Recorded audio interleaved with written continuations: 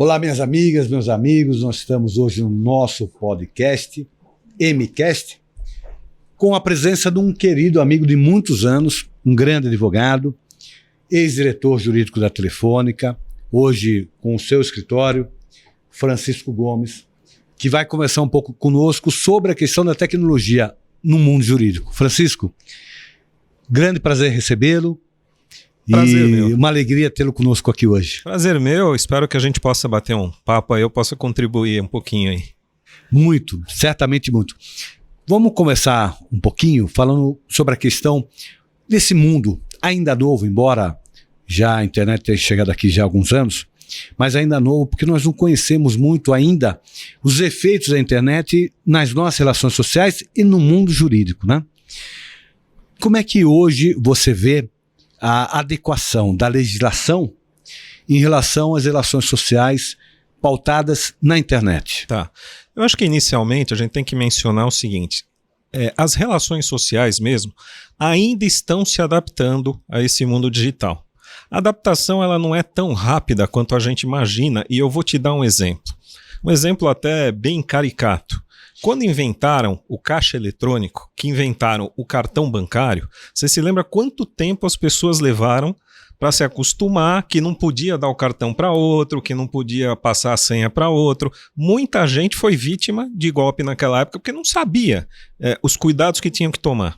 Isso acontece hoje na internet. As pessoas acham que plugou na tomada, começou a falar, aquilo está garantido. E aí vou ter oportunidade aqui de mostrar as fragilidades que a gente tem nesse mundo digital. A legislação, ela de certa forma corre um pouco atrás dos acontecimentos. Ou seja, a gente não tem e não tinha uma legislação pronta para esse mundo digital. A gente tinha tem dois grandes marcos, que o primeiro é o Marco Civil da Internet, que pela primeira vez regulamenta algumas questões de como funciona a rede de internet, e você tem a LGPD com o foco na proteção desses dados que vão circular pela internet, por exemplo.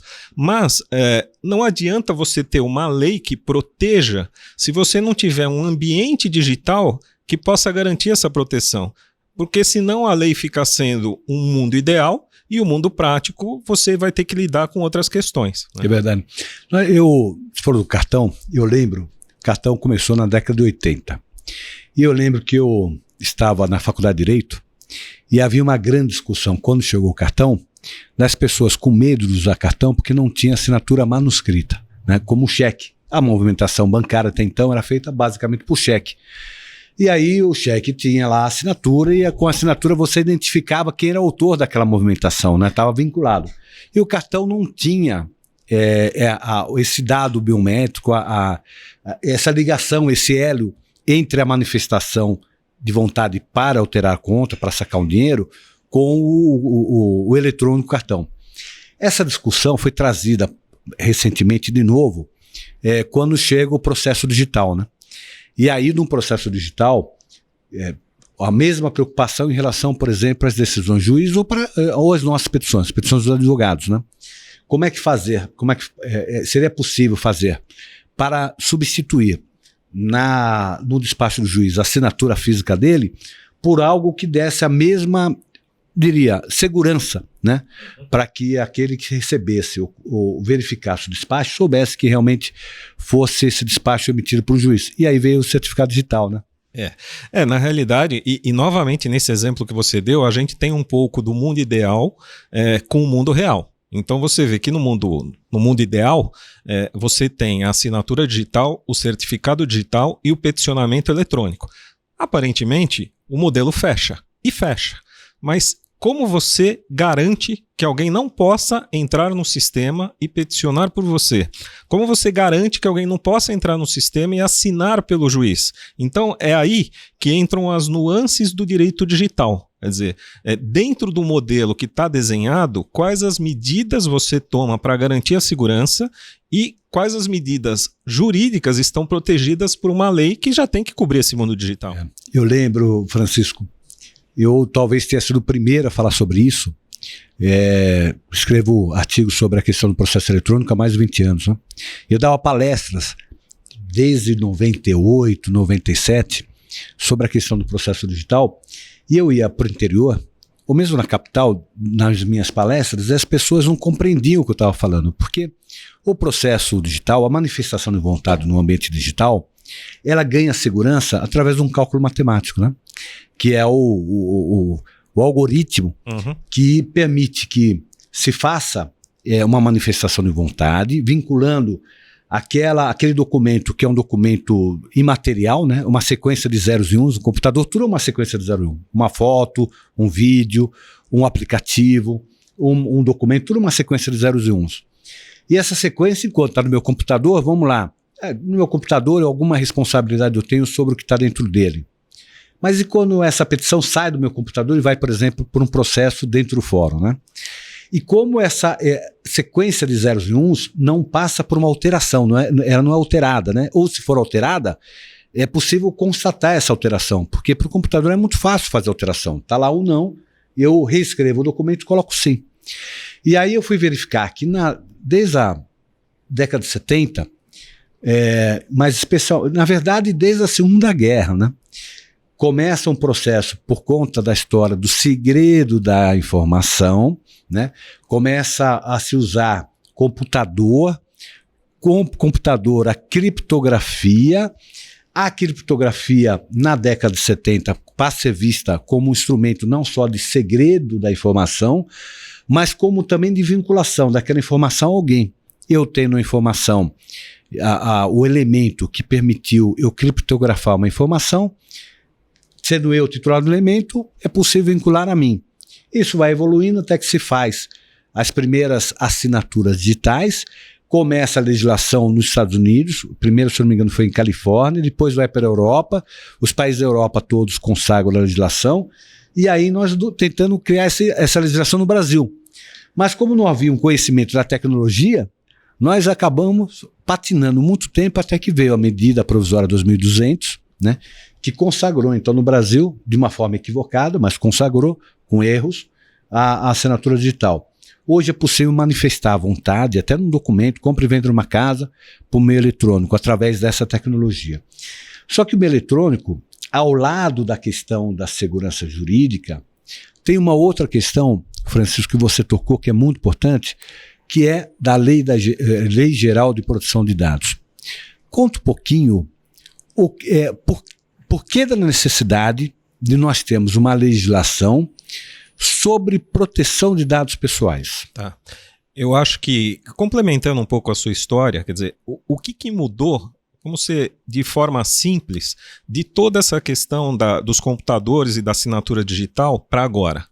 A grande mudança é que a tecnologia passa a ser celular. Ou seja, hoje o mundo está no celular, né? É muito difícil uma pessoa fazer os negócios ou conduzir as coisas de um computador fixo. É verdade. No máximo um notebook, mas um celular, e as redes são todas redes Wi-Fi. Quer dizer, isso vai facilitar a vida de todo mundo, mas ao mesmo tempo gerar oportunidades de invasões aos dispositivos que eu vou mencionar aqui.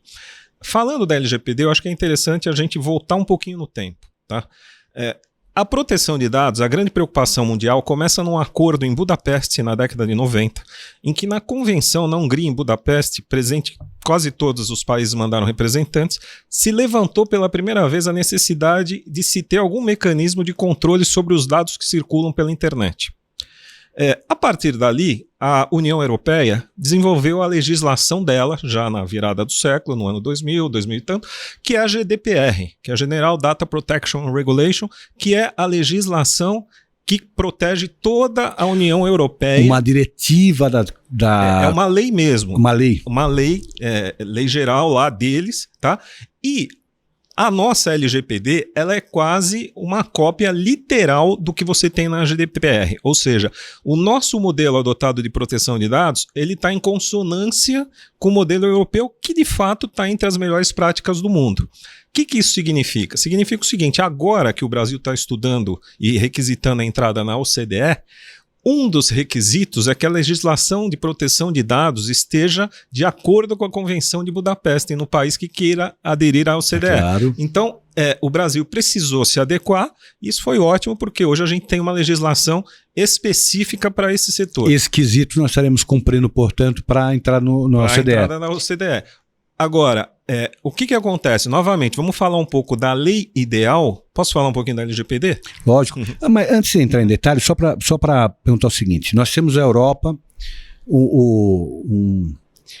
uma tradição, vamos dizer assim, já de muito tempo, preocupado com os dados pessoais. Tem países, como o da Espanha, que prevê a proteção, inclusive, em nível constitucional, né? Nos Estados Unidos é diferente. Nos Estados Unidos a base é contratual, né? Uhum. Essa relação, e considerando que os dados eles circulam mundialmente, né? Hoje com a internet você tem os dados pessoais de um brasileiro hospedado em bancos de dados do mundo inteiro, né? Como fica essa relação entre países? Antes de pegar da questão da nossa legislação pontual aqui no Brasil. Essa relação entre os países, inclusive, está prevista na nossa lei. Tá. E eu vou mencionar o ponto em que ela está prevista. Mas, na realidade, você tem a escola europeia, que é adotada por boa parte do mundo, regulada nessa questão da proteção de dados. Civil law. Os Estados Unidos, pela própria tradição deles, não tem uma regulação específica. Funciona mais ou menos como a Constituição, que você tem as emendas, você tem alguns princípios gerais de proteção de dados que as empresas devem seguir. Mas você não especifica o que se deve ser feito. Então, portanto, o que vai acontecer? A FCC, que é a agência reguladora de telecomunicações nos Estados Unidos, é que arbitra os casos concretos. Tá. Né? Mas, a princípio, você tem uma liberdade desde que respeitados aqueles princípios. Como que a nossa lei se comunica com isso? Por exemplo, hoje o mundo digital ele é um mundo sem fronteiras. Então, por exemplo, eu posso ter um blog, eu posso ter uma rede no meu escritório e eu quero hospedar essa rede fora do país. Eu quero botar num cloud na Amazon, por exemplo. Né? Posso? Posso. Mas o que eu estou fazendo? Eu estou fazendo uma transferência internacional de dados. Eu estou transferindo o meu dado para uma nuvem que, por exemplo, está fora do país, está sediado em outro país. Quem me garante, então, que a legislação minha, que me protege os dados aqui, vai ser seguida? Então, a LGPD prevê o seguinte: a Agência Nacional de Proteção de Dados, que é a agência encarregada de fiscalizar o cumprimento da LGPD no Brasil, ela já certificou no site dela quais os países que têm a regulamentação totalmente compatível com a brasileira e que, portanto, a transferência pode ser feita sem nenhum problema. Os Estados Unidos está dentre eles. Tá? Identificou países que ou não têm legislação ou não te garantem a proteção de dados integralmente. Então, para esses países, vai ter que ser feito um contrato internacional de transferência de dados, né, em que eles te garantam, o que não é garantido por lei, que eles te garantam contratualmente, né, e esse contrato tem que ser chancelado pela ANPD, para que você amanhã possa, de fato, cobrar se alguma coisa vazar dos seus dados. Nós tivemos alguma coisa similar entre Europa e Estados Unidos com aquele acordo chamado Porto Seguro, não é isso?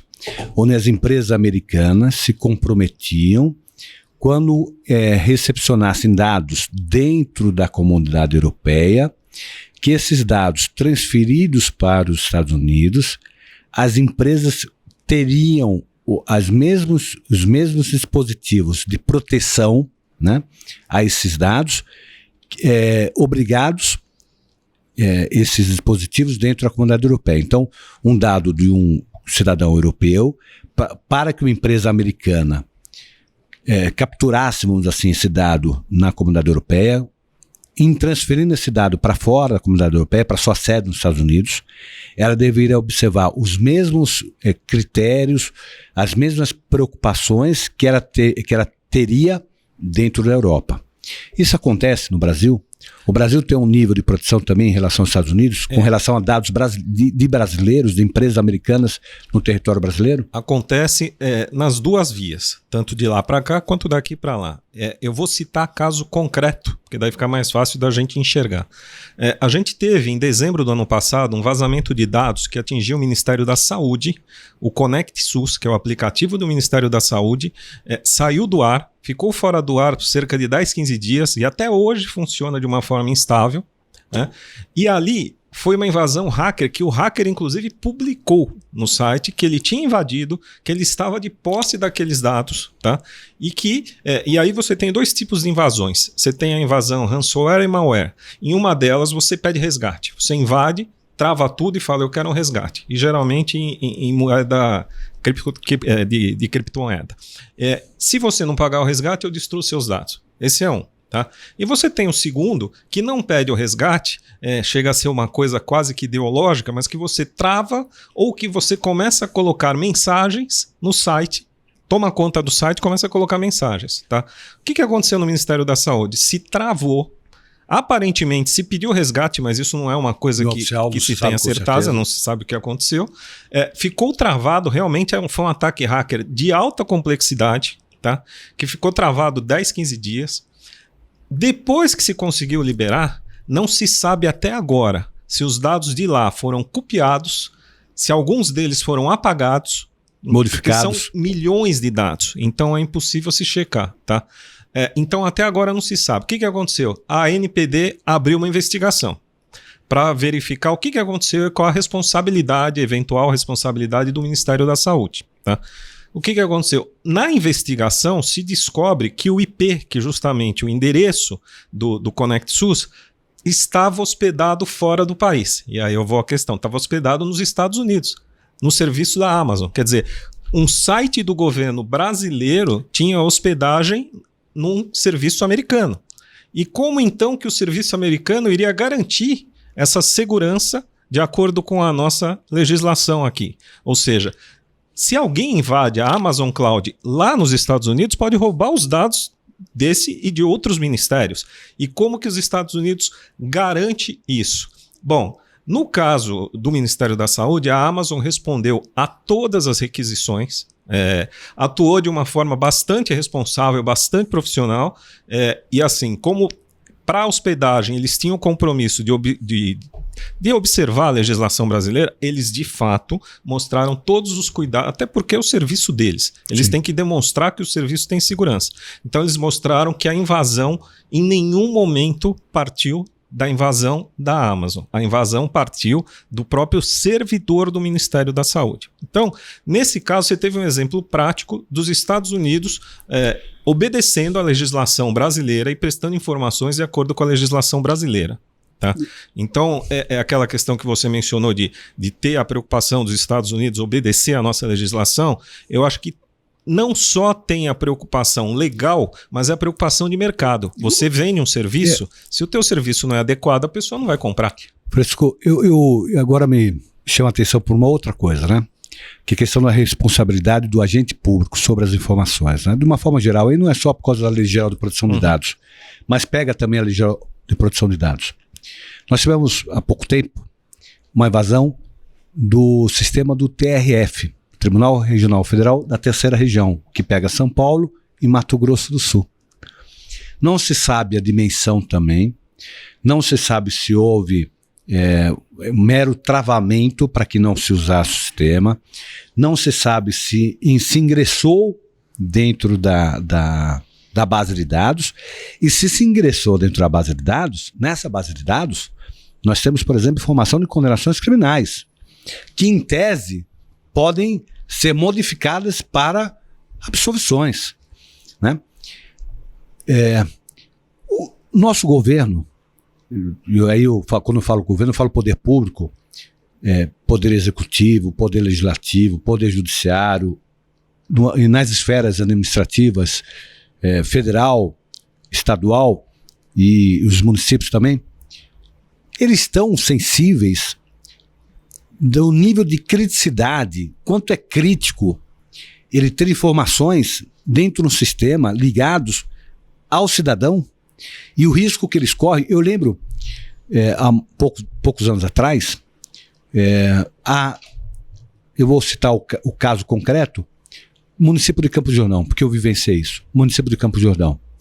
O município de Campos do Jordão, as execuções fiscais eram no papel ainda. E o risco que havia, porque foi dito isso em determinado momento, na troca de um governo para outro, do governo que estava saindo, de alguma forma permitir que aquelas informações fossem destruídas, para que o governo novo não tivesse acesso a elas. Também acrescento esse ingrediente, né? Que é não só a questão externa, mas a questão interna também. Na troca de um governo, um novo governo Infelizmente, ser humano é ser humano, nem todos trabalham com a mesma responsabilidade, principalmente no município, no âmbito maior, mais difícil, no âmbito menor, mais fácil, de se tentar modificar a base de dados para apagar falcatruas, para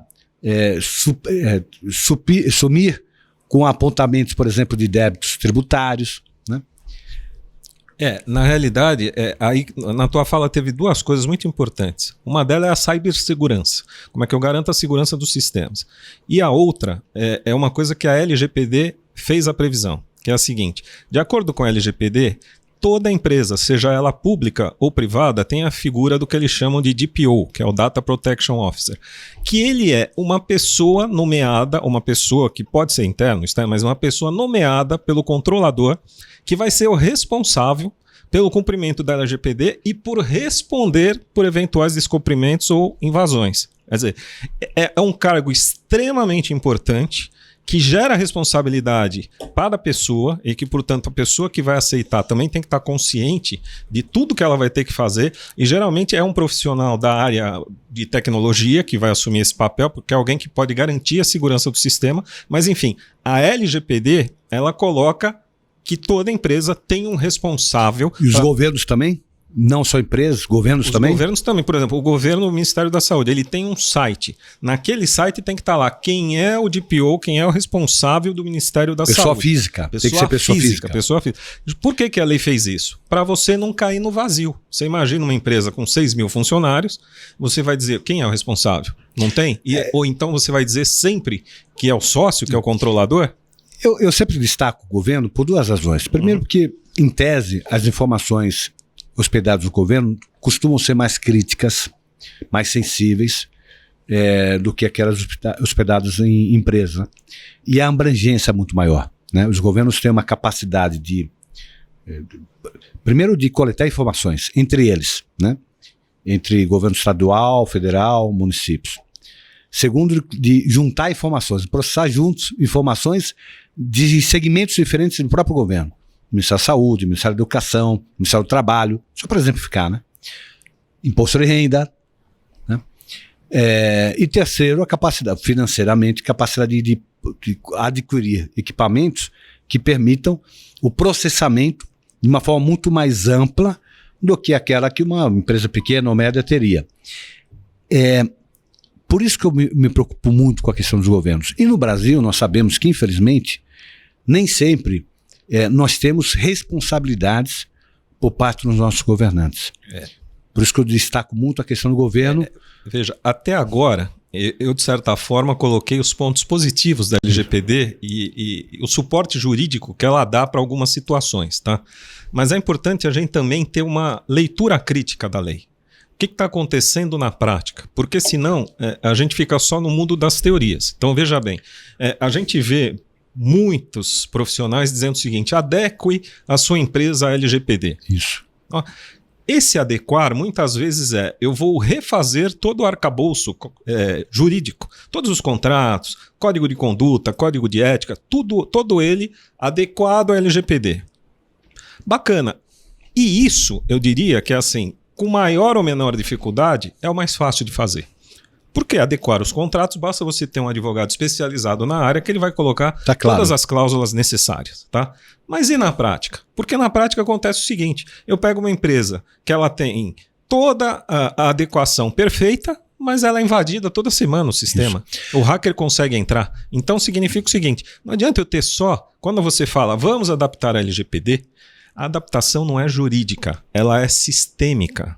Tá? E cultural também, né? Cultural, evidentemente, mas eu digo assim, se você fizer só a parte jurídica e não mexer no sistema, alguém te invade amanhã e aí você já passa a responder por um eventual vazamento de dados. Deixa eu perguntar, na Europa, primeiro é definido o nível de criticidade do dado. Então nós temos dados mais sensíveis, dados menos sensíveis. Há dados, inclusive, que é proibido a empresa colher, né? Principalmente ligado, por exemplo, à opção sexual, à questão racial. São dados sensíveis demais, as empresas são proibidas, não é isso? Aí você tem a obrigação da empresa informar para aquela que seria esse agente de controle, né?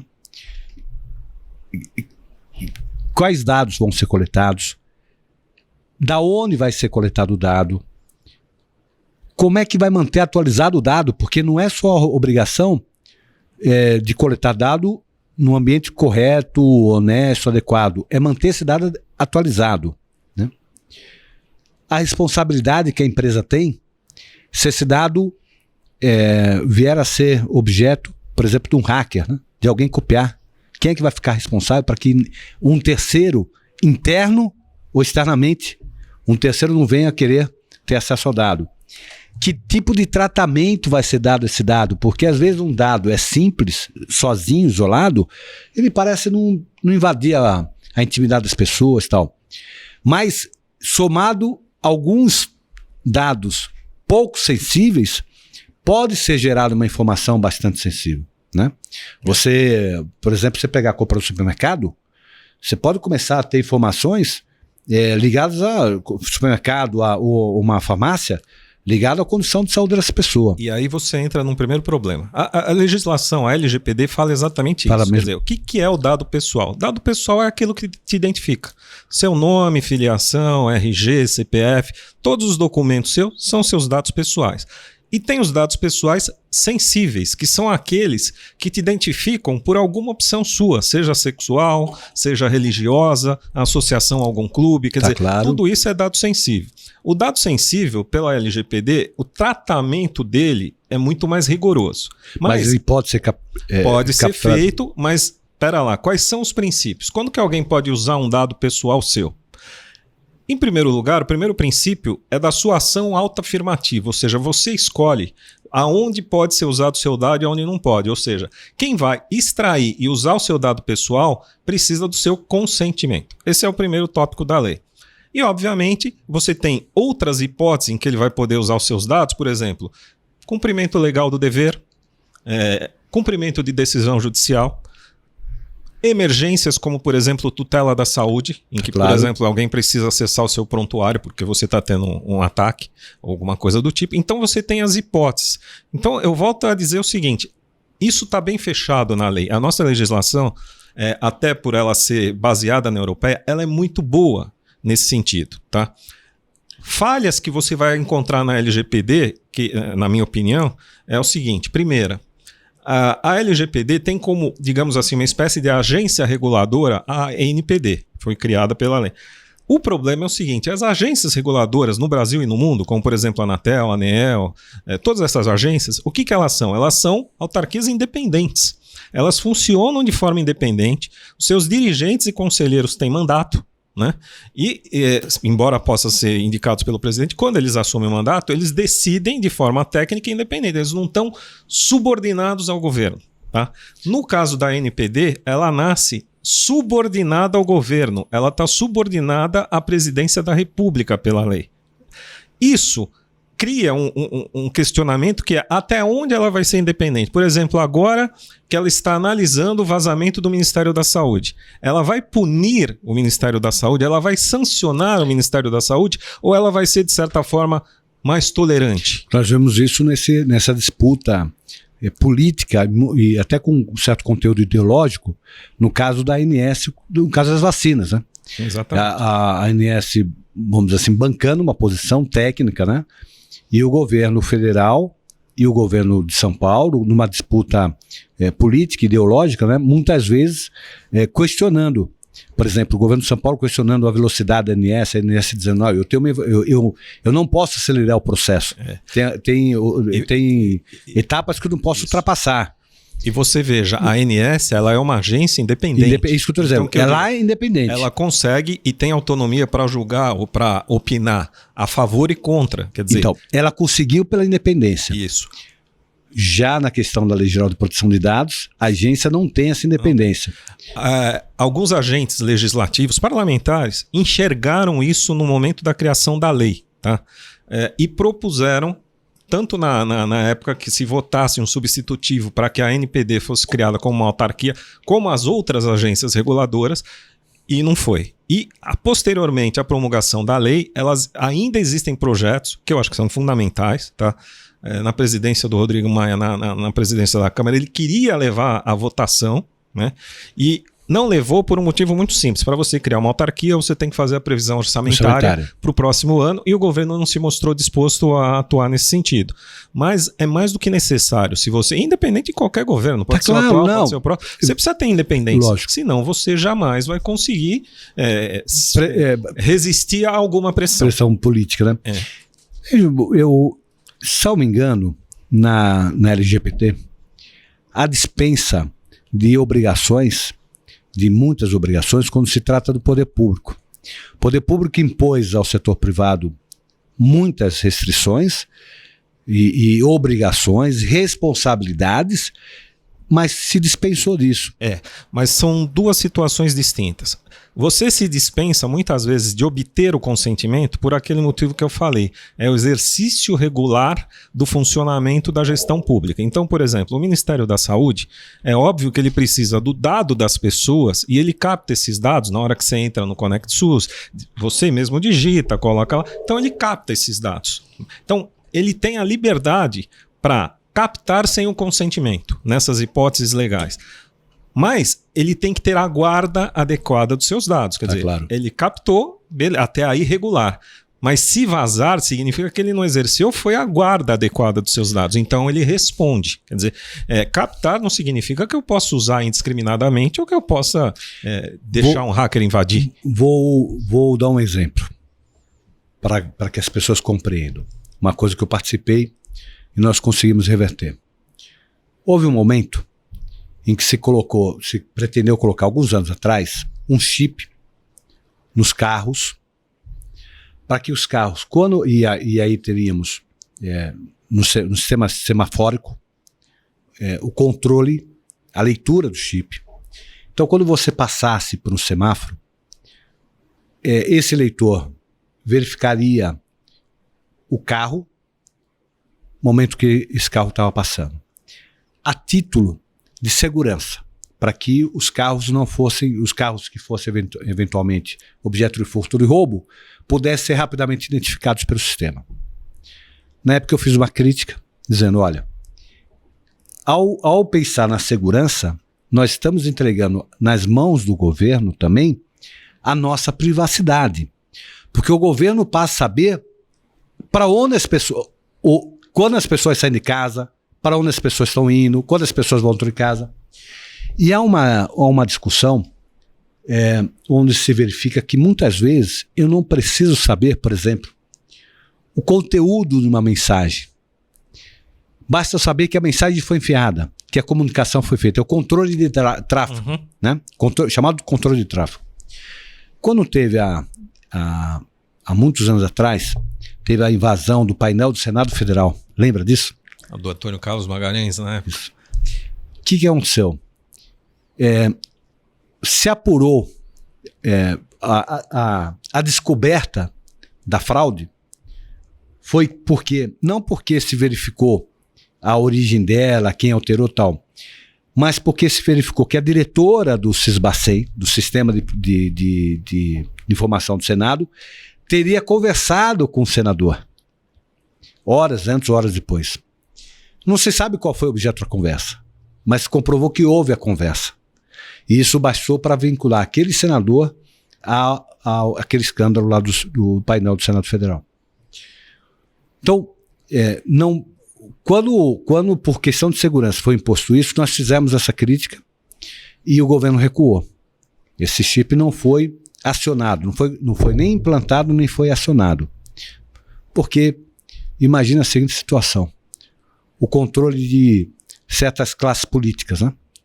Um governante que quisesse atacar os seus inimigos políticos e que passasse a monitorar da onde ele sai, para onde ele vai e que hora que ele volta. Parou. Mais recentemente, eu ainda estava na presidência da Ordem, o governo do Estado quis transferir do Instituto de Criminalística, quando nós vamos obter o nosso RG, que nós colocamos nossos dados biométricos, né? Então nós entregamos a nossa foto, a nossa assinatura e o polegar, né? O dado digital, né? Digital da mão, não digital de... Uhum. E o governo pretendeu ceder esses dados, eram 36 milhões os dados biométricos de 36 milhões de pessoas do Brasil para a imprensa oficial, para que a imprensa oficial tivesse um negócio, que seria que as empresas, os condomínios, por exemplo, quando um sujeito chegasse no condomínio e fosse se identificar, ele colocasse a digital dele e a imprensa oficial iria conferir na base de dados que ela recebeu do Instituto de Criminalística para saber se aquela digital pertencia ou não àquele que estava se apresentando. Nós usamos uma crítica porque, primeiro, uma claríssima violação de intimidade das pessoas, um risco gigantesco, porque quem é que, no Instituto de Criminalística, se saísse do Instituto para uma empresa, a imprensa oficial é uma empresa, o risco que nós teríamos desses dados, por exemplo, a digital, que para o computador, como eu disse, é uma sequência de zeros e uns, que ele começasse a ser apresentado em outros locais. Quem é que amanhã, se fosse usado esse tipo de sistema, aparecesse a minha digital, por exemplo, no ingresso de um prédio? Como é que eu poderia provar que eu não entrei naquele prédio se é a minha digital? Só que não foi a minha digital que foi colocada. Foi a expressão binária da minha digital que estava no computador. E aí o governo do estado também recuou e não cedeu aquela informação. Mas estava pela Lei Geral de Proteção de Dados, pelo que eu entendi, poderia ter sido feita exceção. Isso, mas esse tipo de exceção, tem muito tipo de exceção que vai ser discutido no judiciário e na prática. Vou dar um exemplo de agora, tá? O metrô quis implantar e comprou um sistema de identificação facial para as pessoas, né? Exato. E a justiça mandou suspender. Qual foi o argumento da justiça? Justamente a violação da privacidade das pessoas, porque imagem, fotografia é um dado pessoal. Tá? Então, as pessoas não sabem que muitas vezes você pegar a foto de alguém e publicar aquela foto sem autorização, você não está ferindo só direito autoral. Você está ferindo a LGPD. Imagem é um dado pessoal. Você não pode usar o dado pessoal de outra pessoa. No caso do metrô, tá? A argumentação do metrô também é de segurança. É a argumentação de que o sistema foi colocado para identificar possíveis pessoas foragidas, pessoas que agem de forma indecorosa no metrô, enfim, criminosas, etc. e tal. Está sendo enfrentado pelo judiciário, só que num primeiro momento se mandou suspender. E o que eu acredito que vai acontecer? O metrô vai ter que demonstrar muito bem a finalidade e em que situações. Um exemplo que eu acho que vai ser concreto. Se ele ligar a identificação facial e, por exemplo, recolher 100 mil imagens por dia, ele só vai poder armazenar aquelas, por exemplo, que digam a respeito a alguém que já tem uma ficha criminal, uma condenação criminal. E todas as outras ele vai ser obrigado a eliminar. Então, isso é uma possível decisão judicial que respeita a lei e também atende ao que o metrô precisa, né? Mas, se o metrô não fizer isso, simplesmente capturar as imagens de uma forma indiscriminada, é o exemplo que você deu. Quer dizer, isso não é possível. A LGPD não permite isso. Um exemplo prático também do mesmo sentido. Câmeras na rua, isso, que filmam os veículos e que servem muitas vezes para identificar veículo roubado e tal. Isso pode ou não pode? Essa discussão já começou, o Ministério Público já propôs uma ação que foi distribuída, eu não sei em que fase está, ainda não teve a avaliação de liminar ou de tutela, como a do metrô já teve, mas também vai se discutir até que ponto ele pode armazenar a imagem do seu carro. Num caso de multa, evidentemente pode, houve uma infração, ele pode. Pode, mas ele não pode, na imagem, ele tem que assegurar e identificar a pessoa, né? Isso. Então, tem toda... Agora, uma questão que eu queria... para saber, duas pessoas estão juntas, uma mulher e tal, para evitar... Não pode. Agora, uma questão que eu acho que a gente tem que mencionar é o seguinte: muitos especialistas em tecnologia da informação, sobretudo americanos, dizem o seguinte: privacidade de dados, se você quiser interpretar de uma forma extensa, a privacidade de dados no mundo atual não existe.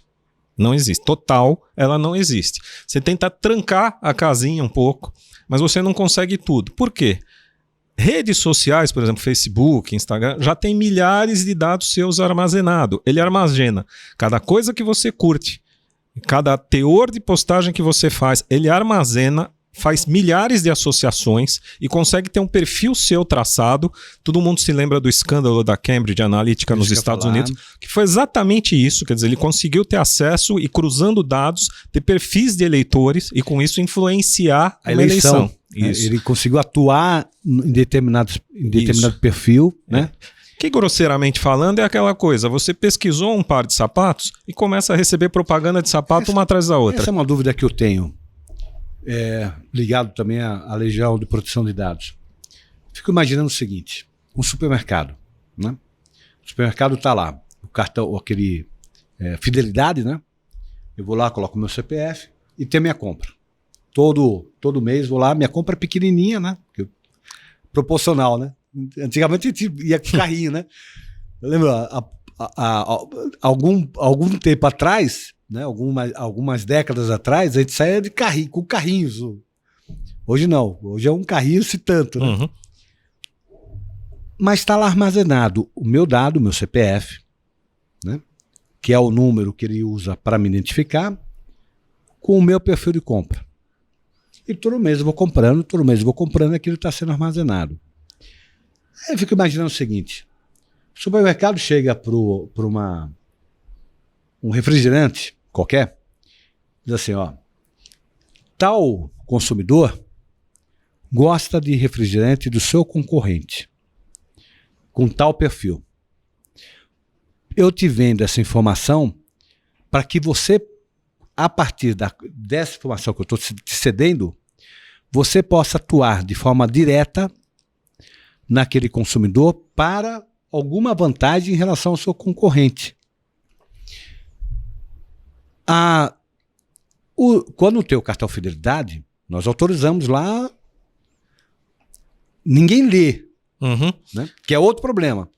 O sujeito vem com 10 folhas lá para assinar, ou nem para assinar, é só para você clicar lá o OK, e não se sabe o que está lá escrito. É possível, por exemplo, que lá se permita a venda para empresas, um supermercado? Isso é um problema do mundo digital. Quer dizer, quando você entra em qualquer aplicativo, em qualquer site que tem lá o famoso aceitar tudo, tal, não sei o quê, ninguém vai ler aquilo. Isso. E, em muitos, caso você queira ler e queira impugnar alguma coisa, você não segue em frente. Se você não aceitar, você não entra. Né? É verdade. Então, na realidade, como é que isso é garantido? É garantido porque a lei fala que tudo tem que ser específico. Então, ainda que eu tenha colhido lá a sua autorização para que eu pudesse me utilizar dos seus dados, etc. e tal, essa é uma autorização genérica. Se eu quiser, por exemplo, utilizar os seus dados para poder passar para o supermercado um dado seu, eu sou obrigado a colocar que você me autoriza a passar para o supermercado. Ou seja, a aceitação genérica não vale. Tá claríssimo. Eu pergunto sobre um outro aspecto.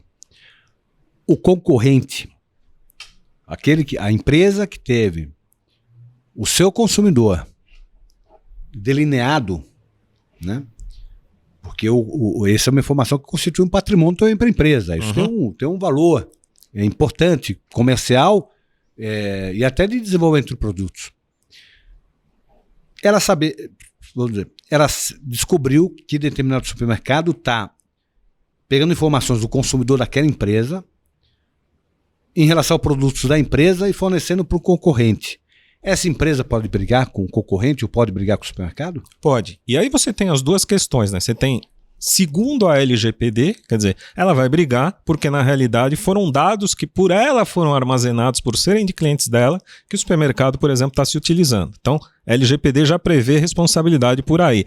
Além da responsabilidade civil, que obviamente se ele agiu com culpa, imperícia... E até concorrencial, em tese, até no CAD, né? Exatamente. Até então, no conselho do... Pode. Agora, o que eu acho que a gente tem que frisar? Todo mundo tem... Essas grandes empresas, que a gente chama de Facebook, Instagram, Apple, Google, elas têm milhares de dados. Por exemplo, o Google, ele armazena... Cada busca que você pesquisa ou faz, fica armazenada, né? E eles não eliminam aquilo. Então, com o perfil, com o que você posta, com a tua localização, eles conseguem realmente ter um perfil seu. E aí, numa eleição, que foi o que aconteceu na eleição dos Estados Unidos, você tem um perfil em que, por exemplo, você identifica que, por exemplo, o Marcos da Costa é uma pessoa ponderada, é um perfil central, que ele está preocupado com questões X. Porque eles viram no teu post alguma questão ambiental, alguma questão... Claro. Tal. que eles vão fazer? Eles vão enviar a você a propaganda do candidato dizendo, olha, o fulano de tal se preocupa muito com a questão tal, você já conhece a proposta dele? Então, é a tal da publicidade dirigida especificamente ao seu perfil e que vai tentar te convencer de que ele pense igual a você. Como é que é o tratamento disso na lei? O tratamento disso na lei não pode ser feito, isso você vê que na legislação eleitoral. Já está vedada, né, você utilizar base de dados sem autorização, mas isso não é exceção para ninguém, ou seja, aquelas exceções legais de cumprimento do dever, isso não é exceção. Então, isso dá resposta. Se alguém pegar o meu dado, fornecer para alguém, etc e tal, vai responder. Eu vou poder processar por danos morais e tudo mais. Aonde que eu quero chegar? Como os dados da gente, de certa forma, vazam ou circulam livremente sempre, porque você, sem querer, você está postando, por exemplo, eu quero saber a sua localização 24 horas, o seu celular te entrega, ainda que você vá naquele serviço de localização que tem no celular e desative, você é rastreável às 24 horas porque você está conectado a uma antena. Então a sua localização 24 horas é possível. E assim por diante, ou seja, os teus dados estão circulando. Se eles estão circulando, e essa é uma discussão que começa a surgir na Europa, por que eu não posso vender os meus dados? Se de certa forma... Claro. Porque os dados hoje eles são tão importantes para as empresas que ele é um ativo, praticamente. Então, por que eu não posso vender o meu dado? Ah, tá bom, já que querem tanto pegar o meu dado, que pelo menos me remunerem por isso. Né? Então, essa é uma discussão que surge na Europa. No Brasil vai ter uma certa dificuldade. Por quê? Porque você diz que o dado integra a privacidade da pessoa que, por sua vez, faz parte da sua personalidade e que, portanto, é intangível. Não pode ser vendido. É infungível, você não pode comercializar. Então, você teria que fazer uma série de alterações, a começar pela própria Constituição e depois infraconstitucionais para permitir que o dado fosse entendido como um ativo, como uma mercadoria que você pode dispor para daí vender. Mas começam a surgir algumas ideias no Brasil já, e eu acho que aí você que está mergulhado em toda essa discussão e debate político, é importante a gente abordar isso para que você até possa pensar que é o seguinte, por que não? A pessoa muitas vezes, coitada, tem o dado roubado e comercializado sem ela receber nada por isso. E, então ela pode consentir, meu dado pode ser usado por você, mas me remunere, X. São discussões do mundo moderno e eu acho que são preocupações importantes, né, e que precisam ser colocadas. Eu sempre fui muito crítico aos governos que usam a tecnologia como instrumento de poder e não de cidadania. Eu sempre disse que nós avançaríamos muito. Nós temos muita oportunidade de avançar do ponto de vista da democracia, de respeito aos valores individuais, de respeito aos valores republicanos, né? Se nós tratássemos a tecnologia como instrumento de cidadania, né? E os governos que se vê, muitas vezes, inclusive o próprio Poder Judiciário, eu fui muito crítico ao Poder Judiciário, porque eu acompanhei o desenvolvimento desde o começo, que eu presidi a primeira comissão de informática criada na OAB, que foi aqui em São Paulo, em 98. Depois eu presidi a primeira comissão de informática criada no Conselho Federal, que foi em 2001, 2002. Então eu acompanhei essa evolução desde o começo. E sempre questionei muito o Judiciário, porque o Judiciário usa ainda a tecnologia para resolver os seus problemas, e não os problemas do sistema de justiça, né? Por exemplo, os sistemas nunca foram debatidos com a advocacia, com o próprio Ministério Público. Eles fizeram de acordo com o pensamento deles. Essa distorção não só prejudica, ao meu ver, o desenvolvimento da própria estrutura de poder, porque sempre vem o poder, ele sempre vê as coisas de uma forma muito, eu diria, não multilateral, muito unilateral, sempre sobre o ponto da sua ótica, né? Mas também prejudica o cidadão.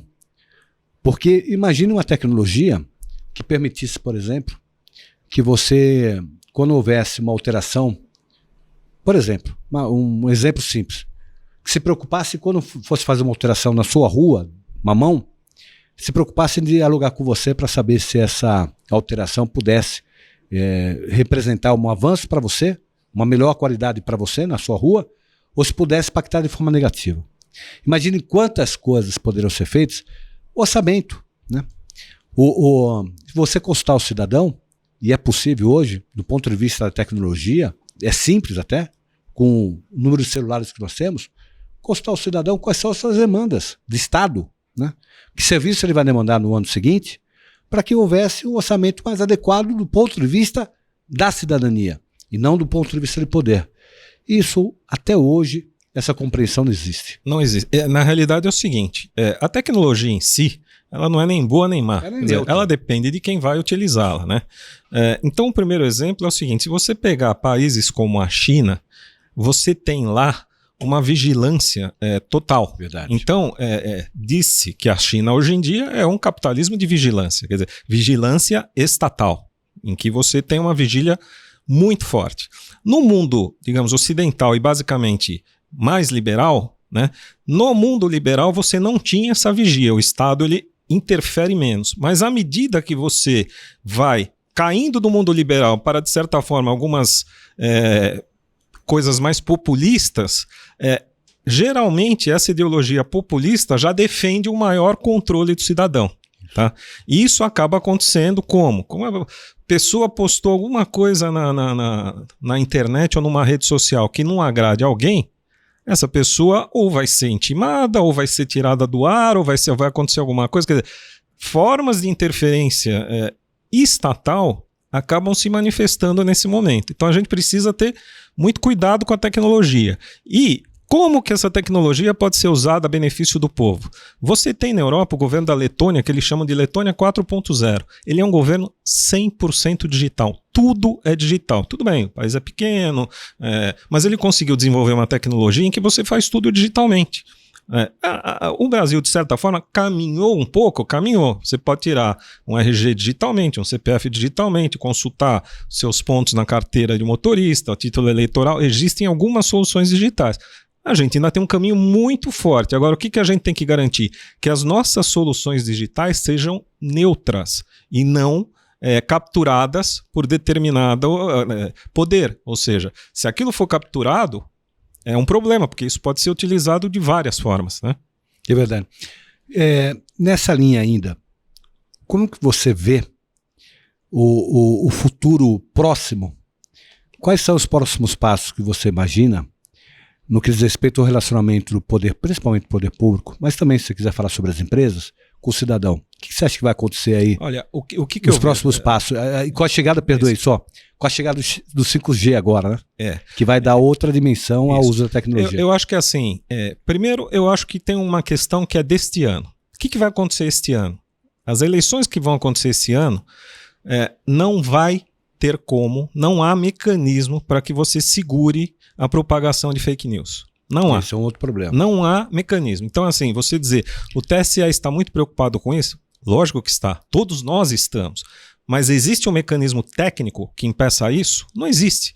Você vai ser reativo. Depois que a pessoa postou, você vai falar, tire do ar. Como sempre foi. A pessoa fez uma propaganda, Você fala, tire do ar. O estrago já foi feito, já foi postado, aquilo já circulou e depois você falou, tire. E no dia seguinte está entrando uma outra, sobre um outro tema. Então, fake news não vai ter como você segurar nessas eleições que vão ser pesadas. Você vai ter verdadeiras milícias digitais atuando, tá? E aí acredito que não só de um lado por um candidato, mas por vários candidatos. Então, vai ser uma eleição violenta sob o ponto de vista de fake news. Então, eu acho que se a gente fosse falar de futuro curto prazo desse ano, um futuro bastante preocupante. É isso.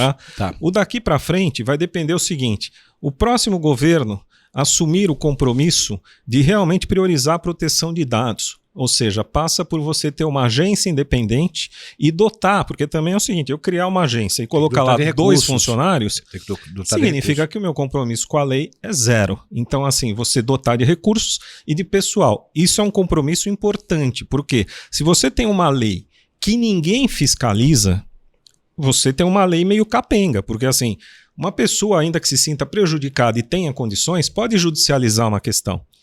Mas quem não tem condições de judicializar, ou não tem o tempo até para judicializar, precisa ter, como você tem, por exemplo, nas telecomunicações, você faz uma denúncia pelo site para a Anatel. E a Anatel vai questionar a operadora. Quer dizer, você pode até dizer, mas a Anatel é mais eficiente ou é menos eficiente. Mas ela atua, né? Precisa melhorar? Óbvio que precisa. Aí você menciona o 5G, tá? O 5G, ele está previsto para começar em julho desse ano a operação. Ele é um serviço que vai basicamente multiplicar entre 50 e 100 vezes a velocidade do seu celular. Você vai baixar em 14 segundos um filme que dura 2 horas. Então, como a velocidade é muito rápida, você necessita, para que esse 5G funcione, instalar antenas. E a antena do 5G ela não é como aquelas antenas antigas, aquelas torres que ficam em cima dos prédios. Ela é uma antena menor, tá? É uma caixinha que você pode pôr no topo dos prédios. Só que a distância entre as antenas é menor. Então a quantidade de antenas é muito maior. E aí você cria você se depara com outro problema, que é assim, embora legislar sobre telecomunicações seja de competência privativa da União, quase todos os municípios no Brasil tem uma lei que regulamenta, seja o uso do solo, seja entender aquilo como uma construção civil. Então você trava. E o que você precisa para o 5G? Você precisa instalar antenas rapidamente. Você tem estados, e aqui vou dar o exemplo de São Paulo. São Paulo aprovou recentemente, no final do ano passado, uma legislação que permite com muita facilidade a instalação de antenas, dizendo o seguinte, eu apresento o pedido de licenciamento ao poder público, se ele não me responder em 60 dias, eu estou autorizado. Então ele já sabe que o procedimento tem que durar 60 dias e não pode ser prorrogado. Mas outros estados e outros municípios não, eles têm legislação própria e vão dificultar essa instalação de antena. Então você vai ter municípios cobertos com 5G e municípios que ainda não estão. E aí, quando você cobrar a operadora, ela vai dizer, não, mas eu estou pronto para instalar. Eu não estou instalando porque o município não me deixa. Então, isso é uma questão de poder público também agir. Mas aí, Francisco, vai haver um gap, um distanciamento ainda maior de desenvolvimento entre certos municípios e outros não. Porque esse município que não permitir a instalação, burocratizar ou criar dificuldades para vender facilidades, também é isso, né? Muitas vezes, nós sabemos isso. Né? Esse município vai ficar para trás em termos do desenvolvimento tecnológico. Sim, o gestor vai estar prejudicando diretamente a população dele. Quer dizer, você vai ficar atrás na tecnologia porque você não permitiu que se instalasse, ou seja, é irreversível. Hoje em dia não dá para você... Vou discutir se o 5G vai existir ou não vai. Ele vai. E no mundo inteiro já está sendo assim. Eu penso na nossa geração, né? Meu sogro 104 anos, faleceu esse ano, 104 anos. Eu sou uma pessoa. Viu chegar o rádio no Brasil. Ele lembrava quando foi instalado a primeira antena de rádio na cidade que ele morava. Porque ele nasceu em São Pedro, depois ele foi morar ele ficou um tempo em São Pedro, foi em São Pedro que ele viu chegar o rádio. E faleceu recentemente com a chegada da internet, né? Quase chegou no 5G, né?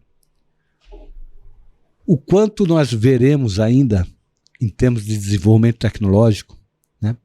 E o quanto esse desenvolvimento vai ser impactado nas nossas vidas. Tem um livro chamado A Era das Máquinas Espirituais, em que ele mostrava que a evolução tecnológica, de um lado, e a capacidade da sociedade em absorver essa nova tecnologia, a evolução foi agilizando, né?